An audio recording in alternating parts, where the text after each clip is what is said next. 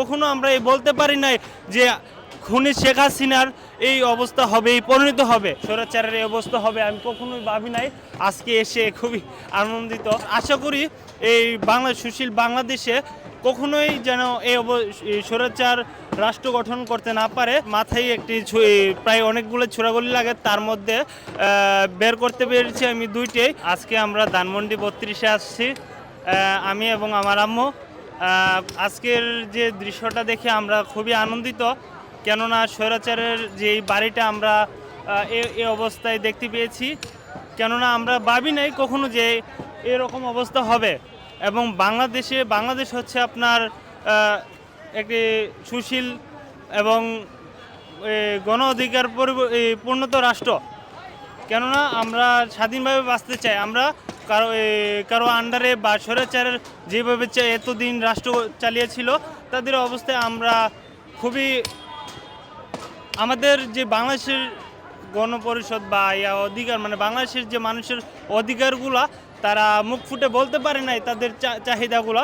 কিন্তু আজকের এই জুলাই আন্দোলনের পরবর্তীতে আমরা বাংলাদেশ দ্বিতীয় স্বাধীনতা অর্জন করি, যার মাধ্যমে আমরা সবাই আমাদের নিজের অধিকার, নিজের চাহিদাগুলো নিজের মনের বা প্রকাশ করতে পারতেছি এই স্বাধীন দেশে। কখনো আমরা এই বলতে পারি নাই যে খুনি শেখ হাসিনার এই অবস্থা হবে, এই পরিণত হবে। কিন্তু ভবিষ্যতে আশা করি এই যে অবস্থাটা আপনি দেখতে পাচ্ছেন, এই স্বাধীন বাংলাদেশে যদি কোনো পরবর্তী সরকার আসেও তারপরে তারা যদি স্বৈরাচারী হয় তাহলে তাদেরও অবস্থায় হবে। আর আশা করি এই সুশীল বাংলাদেশে কখনোই যেন এই স্বৈরাচার রাষ্ট্র গঠন করতে না পারে। এবং ডক্টর ইউনূস স্যারকেও বলবো এই বিষয়টা দেখার জন্য। বিশেষভাবে বলবো জুলাই অভ্যুত্থানে যারা আহত এবং নিহত হয়েছে তাদের দিকটি বিবেচনা করার জন্য। বিশেষ করে যেমন আমিও একজন জুলাই এই আন্দোলনে আহত হয়েছি, কিন্তু আমিও সেই আহত অবস্থায় কিন্তু পূর্ণ চিকিৎসা পাচ্ছি না। এবং আমার মতো হাজারো হাজারো মানুষ আছে যারা বৈষম্যের শিকার হচ্ছে। কেননা আমরা বৈষম্যহীন বাংলাদেশ চেয়েছিলাম, কিন্তু আমরা বৈষম্যতা চাই নাই, তার জন্য আমাদের এই অবস্থা। এবং বিশেষ করে ডক্টর ইউনূস স্যারকে বলবো যে আমাদের দিকটা বিবেচনা করার জন্য, কারণ আমাদের বাংলাদেশে হাজার হাজার স্টুডেন্ট রয়েছে যারা আহত অবস্থায় এখনও হসপিটালে ভর্তি। তাদের সুচিকিৎসা প্রদান করার জন্য ডক্টর ইউনূস স্যারকে অবশ্যই। কেউ না বুঝলেও আমরা আপনার প্রয়োজন বুঝি, আর তাই তো অত্যাধুনিক ফিচার সম্বলিত বিভিন্ন সাইজ আর কালারের 250-টিরও বেশি ডিজাইন অপশন নিয়ে ওয়ালটন স্মার্ট ফ্রিজ বোঝে আপনার প্রয়োজন। জিগাতলা হাজারীবাগ থানার আন্ডারে বিজেপি ক্যাম্পের পাশে 4 তারিখে 4ই আগস্টে, তখন মেবি বেলা 6টায় বাজে।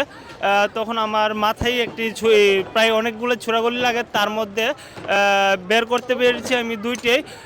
এবং আরও মাথায় এখনও বর্তমানে একটি রয়েছে, যেটা আমি এখনও মেবি ঢাকা মেডিকেলে আমি যাইছিলাম, বাট ওইখানে আমি সঠিক চিকিৎসা পাই নাই।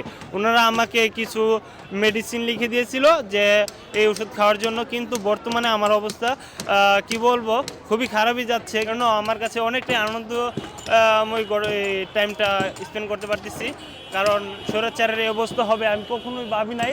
আজকে এসে খুবই আনন্দিত এবং মনের ভাব প্রকাশ করতে পেরে আমি অনেক হ্যাপি লাগছে আমাকে। এবং আপনারা ধানমন্ডির 32টা দেখে যাবেন, যারা দেখেন নাই সরাসরি এসে দেখে যাবেন।